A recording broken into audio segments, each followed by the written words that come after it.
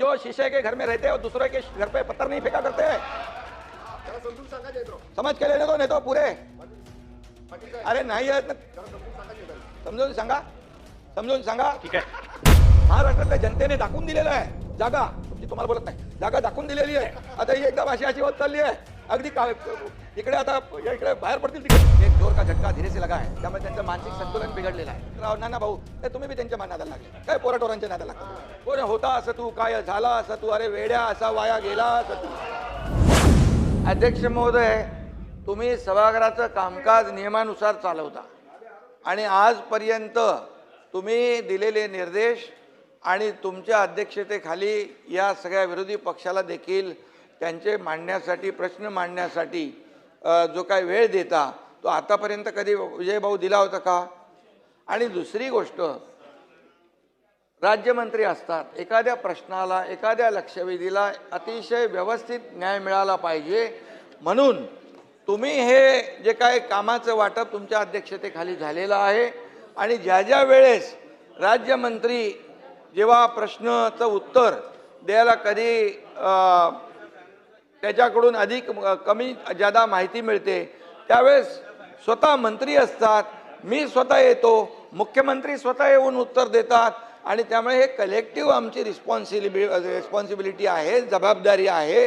त्यामुळे काय आहे, आता काय झालंय, त्यांच्याकडे मुद्दे नाही आहे, ते डेस्परेट झालेले आहेत, फ्रस्ट्रेट झालेले आहेत आणि आता त्यांचं मानसिक संतुलन बिघडलेलं आहे. त्यामुळे आता ते नाही आहेत, नाही तर मी बोललो असतो, कोण होता असं तू, काय झाला असं तू, अरे वेड्या असा वाया गेला असं तू, अरे काय आहे. त्यामुळे अध्यक्ष महोदय, त्यांना जे जे काही प्रश्नांचे उत्तर पाहिजे त्यासाठी सभागृहात थांबले पाहिजेत आणि म्हणून प्रत्येक प्रश्नाचं उत्तर द्यायला सरकार समर्थ आहे. बिलकुल आम्ही समर्थ आहोत. प्रश्न मांडण्याची जबाबदारी जी आहे ती त्यांनी पार पाडली पाहिजे. नुसतं स्टंटगिरी करून येऊन इथे काहीतरी बडबड करून जायचं आणि सभागृहाचा वेळ वाया घालवायचा. आणि म्हणून मी आपल्याला सांगतो, विजय भाऊ तुम्ही समजदार आहे, ते जयंतराव, नाना भाऊ, ते तुम्ही बी त्यांच्या नादाला लागले काय, पोराटोरांच्या नादाला लागतात तुम्ही असं काय. त्यामुळे अध्यक्ष महोदय, पूर्णपणे या ठिकाणी सभागृहामध्ये विरोधी पक्ष जे जे काही या शेतकऱ्यांचे प्रश्न मांडा, या महाराष्ट्रातल्या जनतेचे प्रश्न मांडा, जिथे शेतकऱ्यांच्या अडचणी आहेत ते प्रश्न मांडा, त्याला उत्तर द्यायला आम्ही लोक खंबीर आहोत. सरकार खंबीर आहे. प्रत्येक याला पैसे शेतकऱ्यांना आतापर्यंत, नाना भाऊ, आतापर्यंतच्या इतिहासामध्ये, मी 2.5 वर्ष मुख्यमंत्री होतो, आता देवेंद्रजी काम करता, आतापर्यंतच्या इतिहासात 45,000 कोटी रुपये शेतकऱ्यांना देण्याचं काम केलंय. 15,000 रुपये नुकसान भरपाई.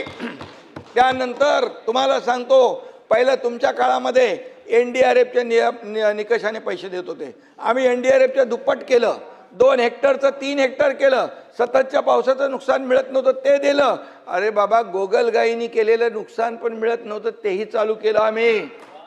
6,000 रुपये प्रधानमंत्री मोदीजी देतात, 6,000 आपण चालू केले महायुती सरकारने. हे लक्षात ठेवा ना तुम्ही.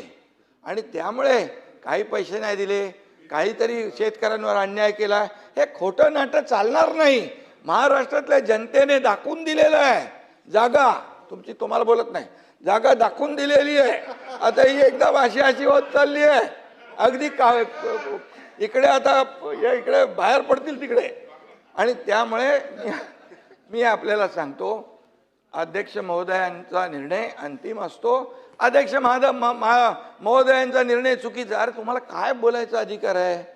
अध्यक्ष महोदय, जे नियमाने हे सभागृह चालतं, हे सभागृह सार्वभौम आहे, याचं पावित्र्य राखणं आपलं काम आहे.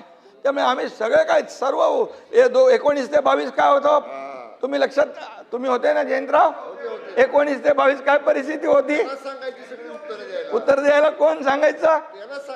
अरे बाबा, सभागृहात तरी बसायची का लोक? सभागृहात तरी बसायचे का? अरे म्हणून मी सांगतो, जरा थोडं मागे वळून बघावं, आत्मपरीक्षण करावं आणि आत्मचिंतन करावं.